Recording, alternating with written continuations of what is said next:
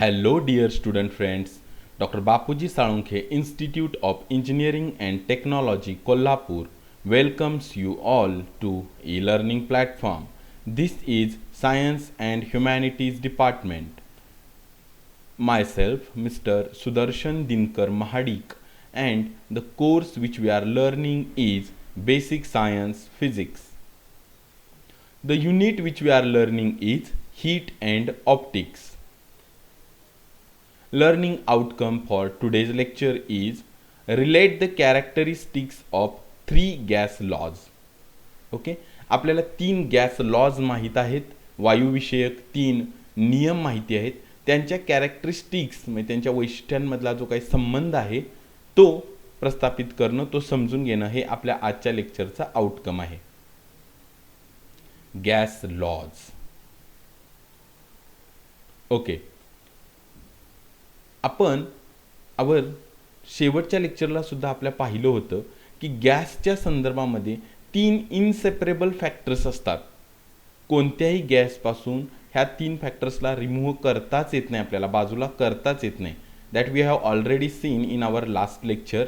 Those 3 factors are pressure, volume and temperature. And what gas laws do? They do to establish the relationship between these 3 factors. Okay, gas laws do that thing. Okay, now 3 gas laws. Which are 3 gas laws? We have already seen them. Boyle's law, Charles law and Gay-Lussac's law. About Boyle's law we have already seen in our last lecture. Now today's our topic of discussion is Charles law. Let us see what Charles law tells us. Charles law. Okay, Charles law speaks about relationship between temperature and volume of a gas when pressure on a gas is constant. पहा, Charles law मध्ये pressure constant ठेवलेलं आहे आणि अशा वेळी temperature आणि volume यांच्यात कशा प्रकारची रिलेशनशिप आहे ते चार्ल्स लॉ सांगतो आपल्याला. बघूया आपण. The statement of a Charles law. For fixed mass of a gas and pressure P on gas remaining constant, volume of a gas is directly proportional to temperature on a gas. Let us once again read the statement of a Charles law. पुन्हा एकदा आपण पाहू Charles law. For fixed mass of a gas and pressure P on a gas remaining constant, volume of a gas is directly proportional to temperature on a gas. Charles law आपल्याला काय सांगतोय पाहायचं की जो गॅस घेतलेला आहे, जो वायू घेतलेला आहे त्याचं मास म्हणजे वस्तुमान थ्रू आउट द एक्सपेरिमेंट हे फिक्स राहील. म्हणजे सुरुवातीला म्हणजे इनिशियली ते जसं असेल थ्रू आउट एक्सपेरिमेंटमध्ये ते बदलणार नाही, शेवटपर्यंत ते वस्तुमान तसंच असेल. आणि त्या गॅसवर असणारं प्रेशर सुद्धा जर कॉन्स्टंट राहत असेल, म्हणजे इनिशियली म्हणजे सुरुवातीला असणारं pressure through out the experiment सेमच असेल आणि फायनली म्हणजे शेवटी सुद्धा जर ते सेम असेल, कॉन्स्टंट असेल, स्थिर असेल, न बदलणारं असेल, तर अशा केसमध्ये volume of a gas is directly proportional to temperature on a gas. पहा, व्हिज्युअलाइज करा ही परिस्थिती. आपण नेक्स्ट स्लाइडमध्ये ते बघणारच आहोत. पहा, meaning of Charles law. Meaning काय बघा, चार्ल्स लॉचा अर्थ काय आपण स्टेटमेंट पाहिलं. पुन्हा एकदा काय चार्ल्स लॉ सांगतोय, मास of a gas is fixed. म्हणजे जो गॅस घेतलेला आहे त्याचं वस्तुमान आहे ते सेम राहणार आहे throughout the experiment from initial to final stage. वस्तुमानात फरक पडणार नाही. And pressure is to be kept constant. Pressure जे आहे गॅसवरचं ते सुद्धा कसं ठेवायचं आहे, स्थिर, कॉन्स्टंट. या शब्दाचा अर्थ स्थिर आपण पाहिलेला आहे, म्हणजे न बदलणारं. असं असेल तर म्हणजे P कॉन्स्टंट ठेवलेला आहे, स्थिर आहे. मग राहिले 2 फॅक्टर म्हणजे कोणते, व्हॉल्यूम आणि टेम्परेचर. यांच्यामध्ये कशी रिलेशनशिप राहते चार्ल्स लॉ आपल्याला सांगतोय. पाहूया आपण. पहा, जर प्रेशर कॉन्स्टंट ठेवलं तर व्हॉल्यूम आणि टेम्परेचर यांच्यातली रिलेशनशिप ही कशी आहे, direct relationship. Okay, in multiple choice questions you get asked about this relationship in Charles' law. What kind of a relationship is between volume and temperature? It is a direct relationship as far as Charles' law is considered. Charles' law मध्ये pressure constant ठेवलेलं आहे आणि volume आणि temperature यांच्यातली relationship ही direct आहे. Okay, म्हणजे काय पहा, जर प्रेशर कॉन्स्टंट ठेवलं गॅसमध्ये आणि गॅसचं व्हॉल्यूम आपण वाढवत गेलो, सी दिस ॲरो, गॅसचं व्हॉल्यूम आपण वाढवत गेलो तर त्याच्यावरचं जे टेम्परेचर आहे ते सुद्धा काय होत जातं, वाढत जातं. आणि जर व्हॉल्यूम आपण कमी करत गेलो तर टेम्परेचर आहे ते सुद्धा काय होत जातं, कमी होत जातं. पहा, जर तुम्हाला प्रेशर कॉन्स्टंट ठेवायचं आहे, pressure is to be kept constant, अशा केसमध्ये जर तुम्ही व्हॉल्यूम वाढवत गेला तर टेम्परेचर आहे ते सुद्धा काय होत जातं, वाढत जातं किंवा ते वाढावं लागतं. ओके, आणि प्रेशर तुम्हाला कॉन्स्टंट ठेवायचं आहे गॅसवरचं, अशा केसमध्ये तुम्ही व्हॉल्यूम आहे ते कमी करत गेलात तर तुम्हाला टेम्परेचर आहे ते सुद्धा काय करावं लागतं, कमी करावं लागतं, तरच प्रेशर आहे ते कॉन्स्टंट राहणार आहे. समजून येते का? पहा की गॅसचं मास फिक्स ठेवायचं आहे, गॅसवरचं प्रेशर सुद्धा स्थिर ठेवायचं आहे. अशा केसमध्ये व्हॉल्यूम वाढवलं तर टेम्परेचर सुद्धा वाढवावं लागेल, व्हॉल्यूम कमी केलं तर टेम्परेचर सुद्धा कमी करावं लागेल. हे असंही खरं आहे की टेम्परेचर जर तुम्ही वाढवत गेलात आणि तुम्हाला प्रेशर कॉन्स्टंट ठेवायचं आहे तर तुम्हाला व्हॉल्यूम सुद्धा वाढवत जावं लागेल. टेम्परेचर कमी करत गेलात आणि तुम्हाला प्रेशर कॉन्स्टंट ठेवायचं आहे तर व्हॉल्यूम सुद्धा कमी करत गेलं पाहिजे. म्हणजे एका फॅक्टरमध्ये ज्या पद्धतीचा, ज्या दिशेचा बदल होतो तसाच दुसऱ्या फॅक्टरमध्ये होतो. म्हणजे एक फॅक्टर म्हणजे व्हॉल्यूममध्ये जर वाढ झाली तर दुसरा फॅक्टर म्हणजे टेम्परेचरमध्ये सुद्धा वाढ करावी लागेल, आणि व्हॉल्यूम जर तुम्ही कमी केलं तर टेम्परेचर सुद्धा कमी करावं लागेल. This is a direct relationship between volume and temperature in a Charles law. Okay, let us go in a mathematical way. See, volume is directly proportional to temperature and pressure is kept constant. Okay, this is a direct relationship, mathematical expression for Charles law. Now we know, जर तुम्हाला इथून proportional sign आहे ते हटवून त्या ठिकाणी equal to sign आणायचं असेल तर तुम्हाला या साईडला म्हणजे टीच्या साईडला कोणत्याही एका कॉन्स्टंटनं, पर्टिक्युलर कॉन्स्टंटनं तुम्हाला गुणावं लागतं. You should multiply this RHS means right hand side by some constant, particular constant, so equal to sign comes up here.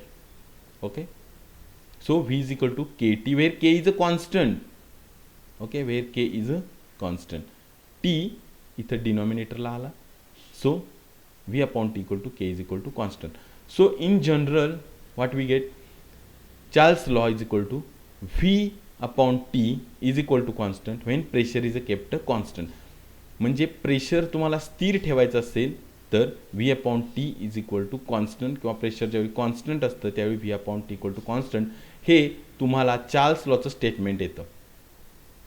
C, in a multiple choice question examination also you get asked about this. What is a general statement of Charles law? Or they will give you this statement and will ask you this statement is of which laws. Okay, कोणत्या लॉचं हे statement आहे. Now let us generalize it. See, if T1 V1 are initial temperature and volume, म्हणजे काय की T1 आणि V1 हे initial temperature and volume आहेत. म्हणजे सुरुवातीचे, एका विशिष्ट सुरुवातीचे, इनिशियल म्हणजे सुरुवातीचं टेम्परेचर आहे T1, सुरुवातीचं व्हॉल्यूम आहे V1. तर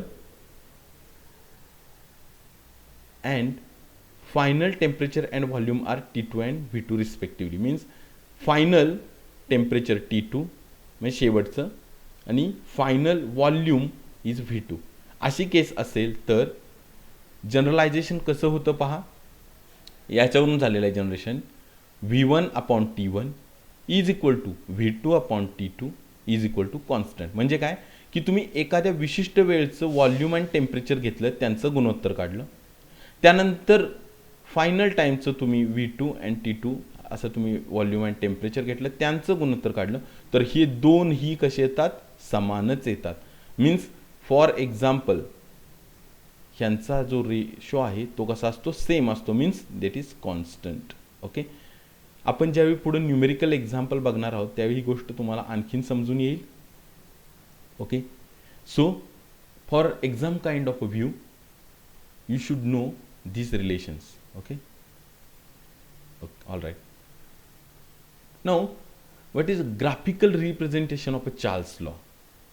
बघा, चार्ल्स लॉ मध्ये कोणता फॅक्टर कॉन्स्टंट आहे, प्रेशर. म्हणजे तुमच्या कोणत्याही ॲक्सिसला प्रेशर ही टर्म येणार नाही. Okay, see here this axis denotes temperature, म्हणजे हा ॲक्सिस तुम्हाला दाखवतो temperature, and the vertical axis denotes volume. Okay, means if you note down the values of temperature and volume at different times keeping pressure constant, then you will get this kind of a graph. Okay, if you extend this graph to negative x-axis, then this line will cut x-axis at this particular temperature -273 degrees Celsius. Okay, this is a graphical representation of Charles law. Again, you come to know from this graph that as temperature increases, volume also increases, or as a volume increases, temperature also increases. As volume comes down, temperature also comes down. So this is a direct relationship between volume and temperature. In exam point of view, this diagram is also important. They will give certain kind of diagrams and will ask you this diagram represents which gas law. So you should answer that time it is a diagram of a Charles law. Okay, now let us see some numerical. Okay, first numerical is a gas at 64 degrees Celsius has a volume of 120 ml.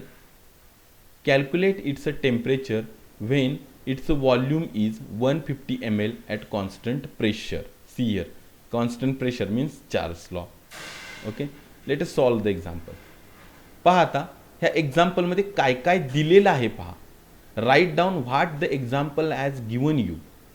Okay, इथं काय दिलं आहे तर एक initial condition दिलेली आहे तुम्हाला, म्हणजे सुरुवातीचे, म्हणजे काय की गॅसचं सुरुवातीचं टेम्परेचर किती आहे 64 degree Celsius. Convert it into kelvin. How 64 plus 273.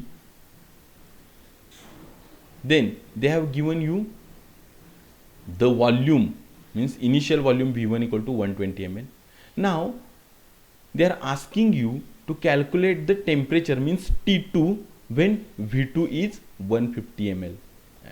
V2 equal to 150 ml. Okay, so I recommend you to please read the example carefully. example अगदी व्यवस्थित वाचा. कोणकोणता डेटा तुम्हाला एक्झाम्पलमध्ये दिलेला आहे तो क्लिअरली करेक्टली फाइंड आउट करा, तो राईट डाऊन करा, and then write down the formula. This is a formula for Charles law. V1 upon T1 whole equal to V2 upon T2. Okay, now what you have been asked, you have been asked for T2. तुम्हाला काय विचारलेलं आहे, T2 विचारलेलं आहे. So rearrange this formula for T2. So T2 is equal to V2 T1 upon V1. Okay, this is a very simple mathematical arrangement. Okay, now put down the values. So T2 is equal to 150 into 337 divided by 120, and after calculating this whole we come with answer 421.25 Kelvin. 421.25 kelvin इतका answer आहे. Hence temperature of a gas will be this much. Okay, now T2 has a unit Kelvin. Where this Kelvin come from? Because T1 here has a unit Kelvin. So I have written here Kelvin. Okay, but if they ask you moreover to calculate the answer in degree Celsius, so in degree Celsius this answer comes out in this way. Okay, let us go towards our next example. Next example, a gas at 87 degrees Celsius has a volume of 175 ml. What will be its volume when its temperature is 90 degrees Celsius at constant pressure? Once again, read down the example very clearly, understand the example, which terms the example gives you, and write down these. Let us go. What they have given. Initial temperature T1 87 degrees Celsius means 360 Kelvin. Initial volume 175 ml.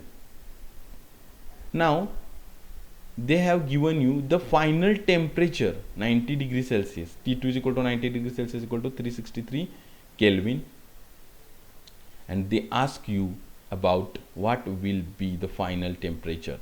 Okay, final volume. Okay, so again write down the formula, rearrange the formula. This is very simple mathematical arrangement. V2 is equal to V1 T2 upon T1. Put down all the values in the formula. V2 is equal to 175 into 363 whole divided by 360, and we, after calculating this sum, we come with the answer V2 is equal to 176.45 ml. Don't forget to write down the unit. Okay, V1 is in ml, so V2, I have also written the unit of V2 is ml. So our answer is, hence volume will be 176.45 ml. So these are very simple examples. In a final examination you get asked for 2 marks as far as these examples are considered. Very much simple example. Okay, thank you dear students.